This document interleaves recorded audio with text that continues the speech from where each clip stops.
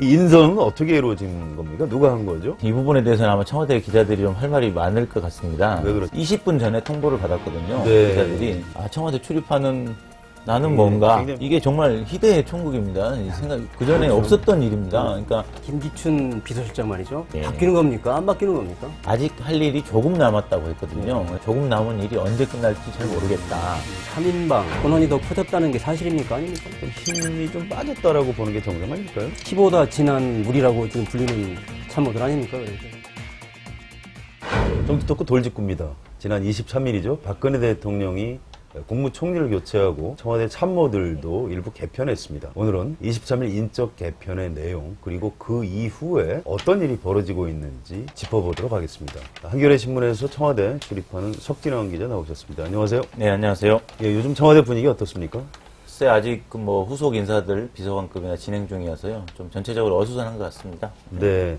그 지지도죠. 민심이 네. 급속히 악화되면서 박근혜 대통령이 서둘러서 예. 인적 개편을 좀 한 것 같은데 그 이후에 지금 지지도 추세가 어떻습니까? 청와대에서는 어떻게 보고 있나요? 글쎄 이제 뭐 좀 청와대에서는 지켜보자는 입장이지만 실제로 그 인사 이후에 진행된 여론조사 결과를 보면 인사 당시 30% 초반대 지지율이 나왔었거든요. 그렇죠. 근데 오히려 주초에 조사한 내용을 보면 뭐 20%대까지 떨어지는 등 떨어지고 있죠. 예, 특별히 인사 효과를 보지 못하고 있는 게 아니냐 이런 생각이 듭니다. 박근혜 대통령이 잘못했다고 지금 어떻게 보면 국민들한테 빌고 있는 모양새인데도 국민들은 예. 그렇게 안 받아들여주는 이유가 뭘까요?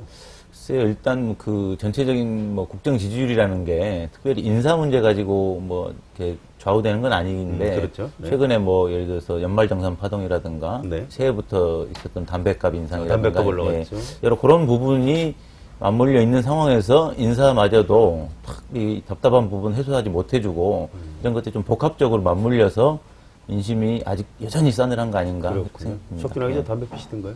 네. 그럼 상당히 좀 담배값 오른 것 때문에 네. 좀 힘드시겠네요. 오른 만큼 좀 줄였습니다. 그러시군요. 자, 이런 게 궁금합니다. 청와대 출입 기자들이 예.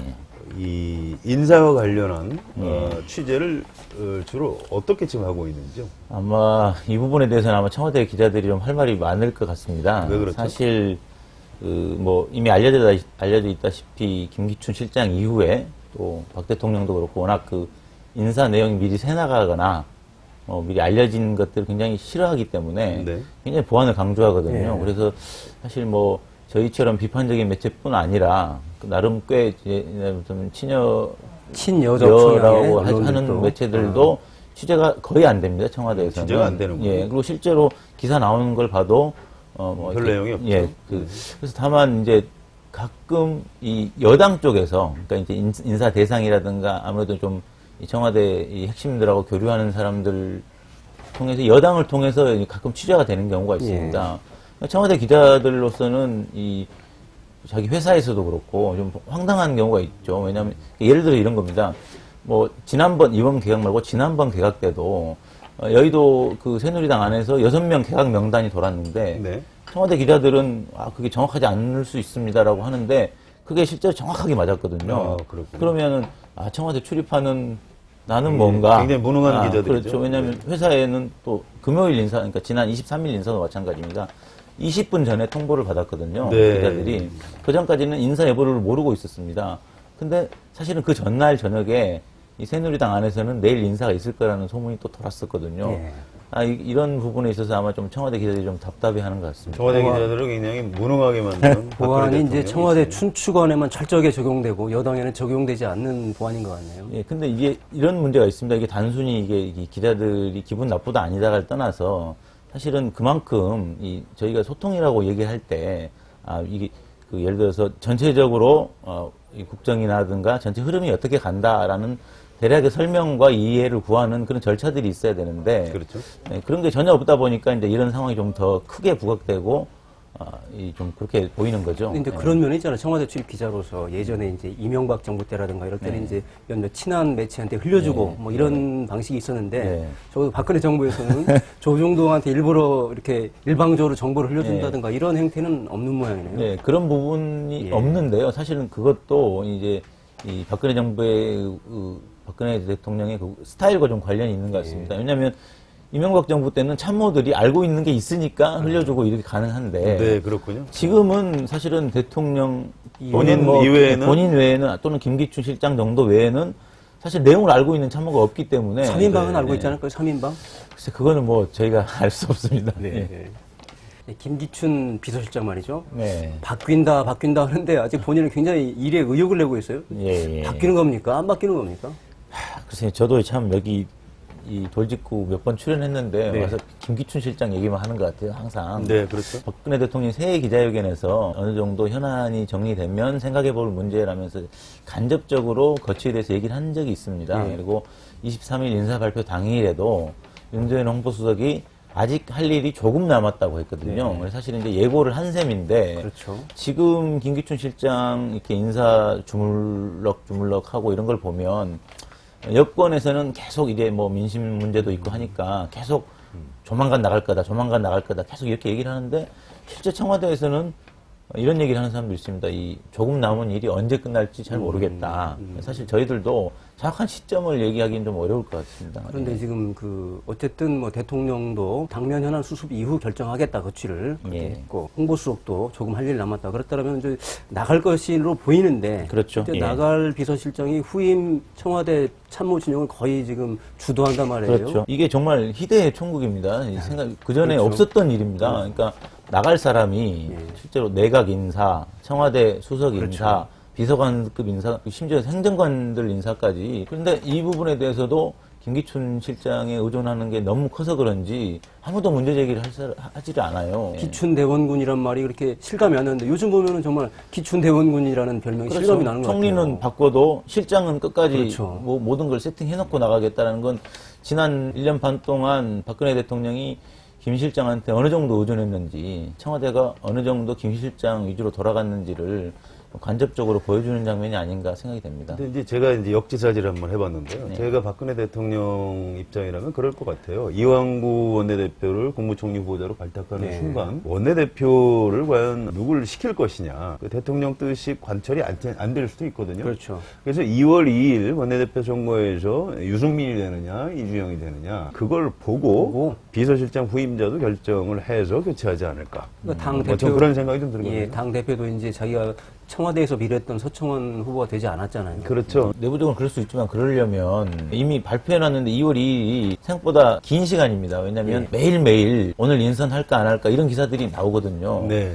그래서 그거 만약 정말 그렇게 생각하고 있다면 박근혜 대통령이 기존에 발표했던 그 당청 관계가 결국은 다 본인 의사를 관철시키고 협의해서 하는 게 아니고 그런 것들을 하려고 하는 걸 또 보여주는 거기 때문에 과연 그렇게 하는 게 맞는지 전공법이 아닌 것 같은데 이런 생각이 듭니다. 예. 그리고요, 3인방 권한 조정이 있을 거라고 예고를 해서 뭔가 좀 권한이 줄어들 것이다 이렇게 예상을 했는데 보면은 제1부속실장도 권한이 더 커지고 예. 어때요? 권한은 이제 뭐 행사하는 걸 봐야겠지만요. 예. 3인방이 뭐 그 전에 직책 때문에 권한이 세다고 한 건 아니잖아요. 근데 예. 실제로 하는 걸 봐야겠지만 업무 영역이 크게 늘어난 건 맞습니다. 왜냐하면 실제로 제2부속 부속 비서관 했던 안봉근 비서관 같은 경우가 이제 국정홍보비서관으로 자리를 옮기거든요. 근데 사실 이 자리는 이 권한을 어떻게 행사하느냐에 따라 좀 크게 달라질 수가 있거든요. 정부 모든 부처의 대변인들을 모아놓고 일주일에 한 번씩 회의를 합니다. 그렇죠. 그러면 이른바 대통령 측근 실세라는 사람이 모든 정부 부처 대변인들 모아놓고 이렇게 뜻을 전달을 하면 그 대변인들도 당연히 각 소속 부처에 돌아가서 장관, 차관에게 뭐 이렇습니다. 이렇게 얘기할 수밖에 없거든요. 보통 권력이라는 게 최고, 그러니까 대통령하고의 이제 거리에 반비례하는 법인데, 안봉근 2부속 실장이었죠. 그분이 이제 국정보비서관으로 바꿨다는 것은 박근혜 대통령하고 거리가 그만큼 멀어졌다. 따라서 좀 힘이 좀 빠졌다라고 보는 게 정상 아닐까요? 글쎄요. 15년 동안 이 모셨던 참모가 단지 예를 들어서 뭐 거리가 100m, 200m 떨어졌다고 해서 거리를 유지할 수 있을까? 저는 그건 좀 회의적입니다. 참모도 참모 나름인데 피보다 진한 물이라고 지금 불리는 참모들 아닙니까? 그러니까 이제 안봉근 비서관이 그렇게 박근혜 정권의 홍보 정책을 총괄할 만큼의 역량을 과연 가진 사람인지 그런 회의도 좀 있어요. 이 워낙 예를 들면 뭐 김기춘 실장 문제, 3인방 전체의 문제이기 때문에 그러니까 이런 큰 틀에서의 문제점이 지적되면서 안봉근 비서관이 과연 국정홍보에 전문성이 있느냐. 그렇죠. 이런 문제 제기가 사실 잘 안 됐었거든요. 예. 사실 안 비서관 같은 경우는 주로 이제 수행, 일정, 네, 네. 그다음에 이제 가까이 보신 이런 것들을 챙기는 비서였는데 과연 정부 부처 대변인들을 모아놓고 거의 대부분 한 25년씩 한 공무원들 아니겠습니까? 국정 홍보가 아니고 대통령 홍보는 좀 더 잘 이루어질 가능성이 강화할 수 있겠네요. 있겠죠. 아니면 어떤 이 지침이나 의견을 전달하는 통로로서 기능을 할 수 있을 겁니다. 자, 특보 얘기를 좀 해볼까요? 이번에 예. 특보로 들어간 분들이 굉장히 특이한 분들이던데요. 예. 이 인선은 어떻게 이루어진 겁니까? 누가 한 거죠? 저희는 아마 뭐 곧 나갈 김기춘 실장이 대통령과 협의해서 하지 않았나 싶습니다. 왜 그렇게 보시죠? 지금까지 모든 인사가 그랬었고 그런 것들은 이제 같이 논의한 사람이 없습니다. 수석들이라든가 논의를 했다든가 청와대 인사위원회 참석 멤버들이 논의를 했다든가 뭐 이런 정황이 있어야 되는데 사실은 거기 의논을 해야 될 수석들이 그 다음날 인사가 있는지 심지어는 본인이 인사 대상인지 이런 걸 모르는 경우 이번에도 그렇게 나왔습니다. 네. 모 수석 같은 경우는 당일 아침까지도 자기가 경질되는지 몰랐다는 거 아닙니까? 그러니까 이제 이 예. 청와대의 여러 가지 비선이라든가 과도한 특정 개인의 과도한 영향 이런 문제가 나오는 거죠. 특보 이런 거 결과를 봐도 이명재 변호사는 이제 김기춘 실장하고 아주 친밀한 사람이고요. 예. 신성호 기자도 이제 법조 기자를 오래 해서 김기춘 실장하고 아주 잘 아는 분이거든요. 예. 아마 그래서 그런 관측이 나오는 것 같은데요. 그분들 중에 언론계에 있던 분도 계시고요. 예. 김성호 두 특보. 분이나 계시죠? 예. 그 다음에 그 변호사 하시는 분들도 계시고. 네. 그런데 특보 임명을 받았는데, 본래 직장에 사표를 안 내려고 하다가 뒤늦게 문제가 되니까 예. 낸 걸로. 예, 예. 이런 일이 벌어졌는데, 그분들은 도대체 왜 그런 걸로 알려져 있습니까? 그래서 이제 저희가 그때 인사 당일날 취재를 해보니까 예를 들어서 김성우 사회문화 특보 같은 네. 경우엔 주변 사람들한테 이렇게 얘기를 했다 그래요. 국정 무슨 자문위원식 있지 않습니까? 뭐 경제정책 네, 자문위원식으로. 그래서 현직을 유지하면서 이 비상근이니까 가끔 회의 나오시고 뭐 이렇게 의견 전달해 주시면 된다.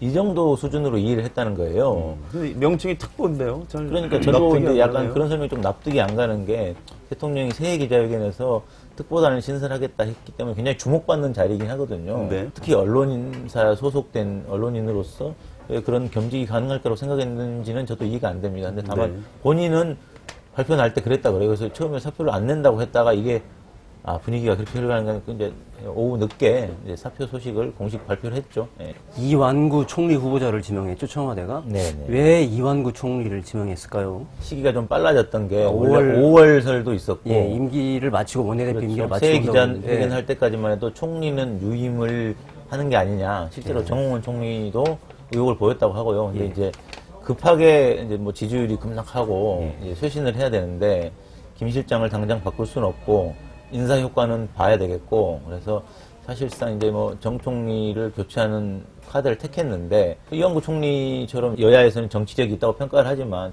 청와대 입장에서 보면 말 잘 듣는 청와대 의견을 좀 잘 관찰할 수 있는 그런 인물을 택한 게 아닌가. 본인은 생각을 이완구 합니다. 후보자는 뭐 일성으로 내가 쓴소리를 하겠다. 그렇죠. 청와대가 이렇게 얘기를 했는데 예. 청와대에서는 어떻습니까? 쓴소리 하겠다 그러면 좀 기분 나빠하지 않을까요? 대놓고 기분 나빠하지는 않고요. 뭐 일단 최대한 이 총리 효과를 끌어올리는 게 목표이기 때문에 그렇지는 않지만 이완구 후보자가 이 쭉 정치 생활을 하면서 보여온 스타일이 있기 때문에 그런 거 충분히 감안해서 인사한 거 아니겠습니까? 당 바깥에 이제 일부 평가는 예스맨이다 이런 평가도 없는 건 아니에요. 예스맨인가요?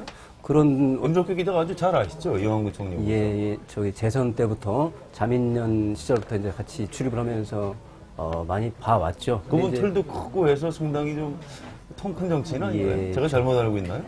정치력은 있습니다. 추진력은 굉장히 있는 사람인데 분명히 그러나 이제 그 한계 그때 이제 당시 이제 JP 김종필 당시 자민련 총재하고도 굉장히 이제 아주 가깝게 최근까지도 같이 휠체어도 밀어주면서 네. 깍듯하게 모시는 분이죠, 이 사람은. 윗사람을 잘 모시는 스타일. 모시는 스타일이죠. 아니 실제로 이 지난해 말 뭐 예산 국면이라든가 세월호 특별법 국면 때도 보면 그 새누리당 내에서 청와대의 의견을 아주 가장 충실히 대변한 게 그렇죠. 이완구 원내대표와 김대원 수석 예. 아니었습니까? 아니 뭐 예. 대표적으로 청와대한테 각하 이런 소리를 해서 박근혜 대통령 각하라고 각하라고 하겠다고 했고 또 김기춘 비서실장에 대해서도 굉장히 보호하고 감싸는 데 주력을 했거든요. 당내에서도. 그런 거 보면은 이완구 총리가 과연 쓴소리 또 옳은 소리 할 수 있을까? 회의적인 생각도 없는 건 굉장히 아니에요. 실망이네요. 그렇다면. 그리고 또 한 가지가 있습니다. 이 대한민국 대통령제에서 총리 자리라는 건요, 아무리 유능한 사람을 갖다 놓고, 아무리 정치력이 좋은 사람을 갖다 놔도, 사실은 제 역할을 하기가 쉽지가 않거든요. 그나마 참여정부 때 뭐 이 책임 총리에서 이해찬 총리 총리 정도를 제외하면 MB 정부 때 정운청 총리라든가 이렇게 보면 사실은 다 제 역할을 못하거나 뭐 이상한 형태로 또 이 마무리되고 그런 경우가 있었거든요. 근데 이제 이런 경우는 있는 것 같아요. 이제 이완구 총리 후보자도 이제 대선을 꿈꾸는 사람 중에 한 명으로 분류되거든요. 그래서 그렇죠. 처음부터 그러지는 않겠지만 대통령 지지율이 계속 하락하고 자기가 이제 대선 주자로서 활동을 해야 되겠다. 그러면 이제 대립각을 세울 가능성도 있죠. 옛날에 보건 총리도 그러지 않았습니까? 오히려 정치적인 욕심을 적절하게 가진 사람이 총리를 더 잘할 수 있는 거예요. 그렇죠. 이완구 총리도 총리가 된다면 나름대로 이제 그 각을 세우고 자기 정치를 할 가능성이 있죠. 아무튼 당장 실세 총리나 책임 총리가 되기는 좀 어려울 것이다. 이렇게 당장은 어려울 겁니다. 시간이 좀 지나면. 석진환 기자는 어떻게 보세요? 후임 비서실장 인사 결과를 좀 지켜보는 것도 관전 포인트가 될 것 같습니다. 네, 그래서 그렇군요. 김기춘 실장과 비슷한 예를 들어서 뭐 그런 캐릭터 지금 사실 그런 사람들 찾고 있기 때문에 인선이 늦어진다는 얘기도 있거든요. 네. 그래서 박근혜 대통령이 후임 실장을 누구를 선택하느냐 이를테면 조금 그러니까 쉽게 얘기해서 그렇죠. 실장이 아주 센 사람이 들어오면 그렇죠. 총리가 약해지고 약간 그런 관계가 있을 거라고 저는 생각합니다. 실장이 예. 비서실장이 실무형이 들어서면 총리가 좀 역할이 있을 총리에게 어느 정도 역할을 줄 거냐는 걸 고려하여 또 실장을 택할 수도 있는 문제이기 때문에 그걸 한번 좀 지켜보는 것도 참고가 될 것 같습니다. 지금 후임자, 비서실장 후임자는 누가 거론되고 있습니까? 몇몇 거론되고 있는데 사실은 이게 굉장히 무의미한 게요. 전혀 이름 거론되지도 않았던 그래도 청와대 사람들이 출입 기자인데 몇 명은 좀 공개하셔야죠, 여기서. 이 방송이기 때문에요. 이게 하면 제가 망신당할 것 같아서 좀 어려울 것 같습니다. 역시 청와대 취재가 어렵기는 어려운 모양입니다. 네. 알겠습니다. 임기 5년 대통령에게 3년 차는 매우 위험한 시기입니다. 박근혜 대통령이 사람을 좀 바꿔라 이런 민심의 요구에 따라 인적 개편을 시도하고 있습니다. 그렇지만 결국 대통령에 대한 평가는 국정, 정책, 인사 같은 결과물로 이루어질 수밖에 없습니다. 박근혜 대통령이 지지율을 회복하고 국정을 잘 이끌어가기를 간절히 기원해 봅니다. 석진환 기자, 임석규 기자 수고하셨습니다. 네, 수고하셨습니다.